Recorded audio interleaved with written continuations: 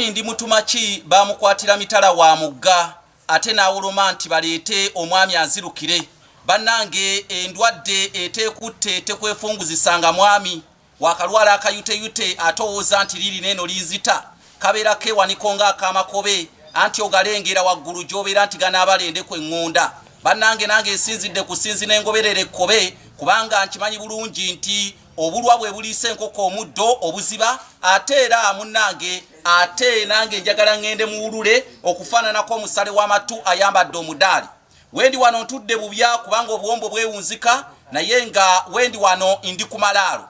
era nkanga badde nga kamuje ku malaalo naye nga ndi wano okutegeeza nti ate vidiyo y'olunaku olwaleero eyo eyatwejjukanye ekutuusiddwako si mulala ye mukadde waffe Kawembu Kenneth omusamizi omuto ali mu kibuga London mu ggwanga lya Bungereza yatuusizzaako vidiyo ey'olunaku olwaleero oba atwejjukanye w'olunaku olwaleero. Kakati Kanonya Juma genda akalannametooke kulu kerigenda n'omumizi nawe kenyini onyenyeza omutwe ofaananeko mutuula ku bujja alinyiddwako omukangwa ku jjoba. Naye nga mu byonna baganda bange gano ge malaalo. Amalaalo gano galiko tugenda kwejjukanya lwaki gayitibwa malaalo. Lwaki gayitibwa malaalo? Kakati nazzi kuno oba myaka egyedda omuntu bwe yafanga baamuziikanga. Kati we baaziikanga omuntu oyo ne bamuziika omuntu oyo abadde ow'amaanyi ku nsi kuno abadde nga naluwali atuuka ekiseera nga wagenda kwegamba ayina abamukulembera ayina abajasa ayina ki ng'atiibwa abamulaba atuuka ekiseera n'afa. Kati bw'afa ne bamuzinga n'abeera nga kwegamba aladde alinga nnyanja. Kati omulambo gwe bagusimira entaana ne baguteekayo ne batandika okuteekako kugamba ne bateekako obulambe ne bateekako seminti n'enkokoto nga woolabagana amalaalo gendiko. Kakati oli waabuuza bannaye omusajja yali ow'amaanyi yaddawa nga woolaba Bobote nga woolaba Amini n'abantu abalala ab'amaanyi bonna. Kakati bakulaga bulazi baga nti munnaffe yali ow'amaanyi kati yalaaliraawo okulaala takyaliko kabi talinga bwe yali ng'akyali mulamu. Kakati ne kino ekyo kibamukolera oba kibamuzimbira kwe kwava okugayita amalaalo nga kiva mu kiri titwamuteerako n'amalaalo ng'obulambe obulaga nti awo we yalaalira. Ekigambo kulaala bakigeraagerana n'ennyanja nti takyalina kabi yenna yateekera awe yali ow'amaanyi awo we wava ennono oba erinnya eriyitibwa amalaalo. So ye twejjukanye ow'olwaleero ng'atuusiddwako mukadde waffe ayitibwa Kawembu Kenneth omusamizi omuto e London. Mbadde nkutegeeza amalaalo era nange wenva wano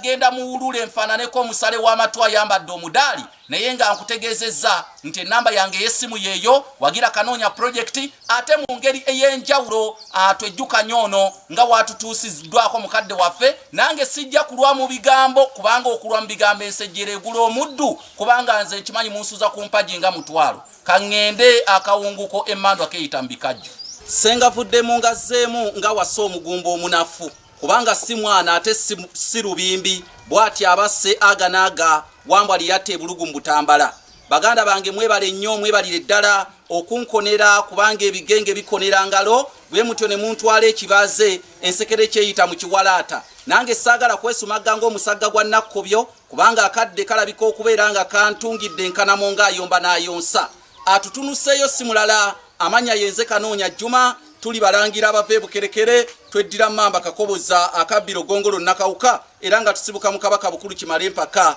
Ettumba ali musaza Busiro Bukyambirya omunyagujjira ku kibanyi. Kale nno katulabika okubeera nga ffenna tweyagala ofaananako ebikagge ebyakasuula eminyololo. Kakati olwaleero era tuli mutwejjukanye naye nga twejjukanye olwaleero akutuusiddwako omukyala Bayiga Masengero omuzira mpindi akakalabizaawo mu kyondo ky'Abawalabu. Olwaleero yasazzeewo eggoyi omwabutwali yasalirawo ebubiro n'atuusaako twejjukanye ku kikajjo. Olwali tuli ku kikajjo nagamba ebintu ebyange andowooza olaba biri byonna bikajjo ndi wano mu bikajjo naye twagala okwebuuza lwaki kiyitibwa kikajjo okiwoomerwa wali owuliddeko lwaki kiyitibwa kikajjo. Oyo ye twejjukanya akabunyomera akapya ke nabagamba n'olw'ensonga waliwo okulya n'okkomba ebibya muteeke wabiri owe tulugateeka ku basengezi olwo ntandika okunigga era emboozi egwa makerenda anti eyaffe teyagwa makerenda ng'obugenyi bwali bwa kibanduko. Kakati olwaleero twejjukanye lwaki kiyitibwa ekikajjo. edde nnyo myaka ejayita waliwo omusajja yatuuka n'atuma mutabani we n'amugamba genda eri ondeetere ate genda ondeetere kuba kino bali tebakiina linnya n'agamba naye nga balina erinnya ly'olumuli naga genda oleetere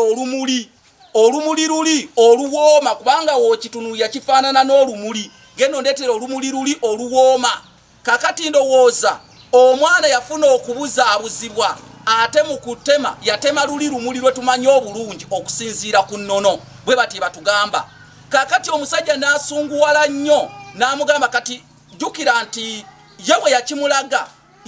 omwana yatambula naye eggulo limu kati n'akiwoomerwa kati n'enkeera we bwatuuka n'amugamba genda ondeetere ekintu kiri ekyefaanaanyiriza olumuli genda ondeetere ekintu kiri ekyefaanaanyiriza olumuli kakati omwana oba yaleeta lumuli oba yaleeta bbanda kubanga byonna ndowooza woobiraba byagala okwefa birina ennyingo kakati omusajja kyava asunguwala addira amugira ekintu kikalu tekiwooma n'amugamba mwana gwe sikutumye kino genda weetegereze njagala ogenda ondeetere ekikajjo kyewaleeseeko ekika kyakirijjo kyewaleeseeko oba kyetwaliddeko batugamba awe wavu kiyita ekikajjo gwalina ennono endala naawe onootegeeza abantu eyiyo naye nze nkugambye ennono eyo gye nanoonyerezaako ekikajjo kyewaleeseeko awe wava okukiyita ekikajjo so yetwejjukanye w'olwaleero akutuusiddwako omukyala bayiga masengerawo mu kyondo ky'abawalabu ennamba eyo ya Kanonya projekiti yeyange era osobola okutuwagira mu ngeri yonna esoboka ate era nange kennyini kambite anti n'omwana omutaata bbeere n'anyeenya omutwe ng'alinnyiddwako omukangwa ku jjoba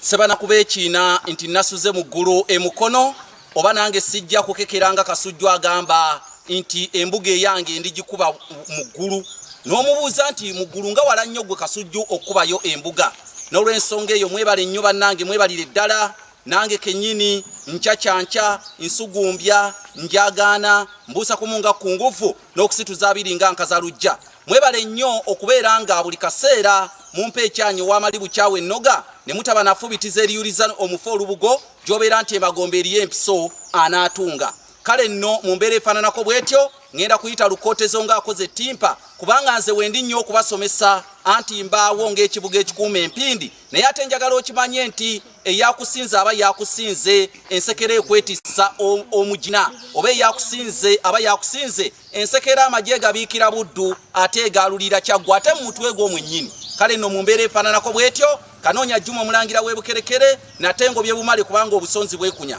okusookera ddala olwaleero wano wendi ate nkuleetedde twejjukanye olwaleero mwendi mutwejjukanye guno omuti guyitibwa omwoloola kituyita omwoloola gwe muti guno abasinga temugumanyi naye nazzi kuno oba tugenda kwejjukanya ndi mu nazzi kuno siri mutwejjukanye olwaleero nkuleetedde nazzi kuno lwaki omuti guno guyitibwa mwoloola omwoloola tetugenda kutunula ku linnya lyagwo naye nazzi kuno omuti guno gino emiti gyasimbwa nnyo mu mpya z'Abaganda era bw'ogenda mu luggya omuli ennyumba ezo ez'edda mulimu emiti gino egiyitibwa emyoloola naye nga ekyo ekiragiro kyaweebwa Kabaka Kamaanya Kabaka wa Buganda owa29 ku luse lwa Ssekabaka Kintu Kabaka Kamaanya ye yategeeza Obuganda oba ye yalagira Obuganda 28 mu luse lwa Ssekabaka Kintu ye yategeeza Obuganda butandika okusimba emyoloola mu maka gaabwe lwaki kubanga yagamba nti abasajja baali bamalidde nnyo amaanyi gaabwe mu nnyumba nga bayingira ennyumba emisana tuku ne babeera omwo ne bakyala baabwe amaanyi ag'ekisajja ne gabaggwamu n'olw'ensonga eyo yalagira Obuganda nti butandika okusimba emyoloola lwakiri abasajja bawummulirenga mu bisiikirize byaki eby'amayumba gaabwe mu bisiikirize eby'emiti gino mu mpya zaabwe oba mu luggya lwabwe kakati ng'osimbamu omuti guno n'obeera ng'owummulira omwo naye ng'amaanyi togamalira mu nnyumba kuba yakimanya nti we babeera mu nnyumba babeera ne bakyala baabwe ku bitanda omusajja amaanyi ne gamugwa mu so Kabaka Kamaanya n'aleeta enteekateeka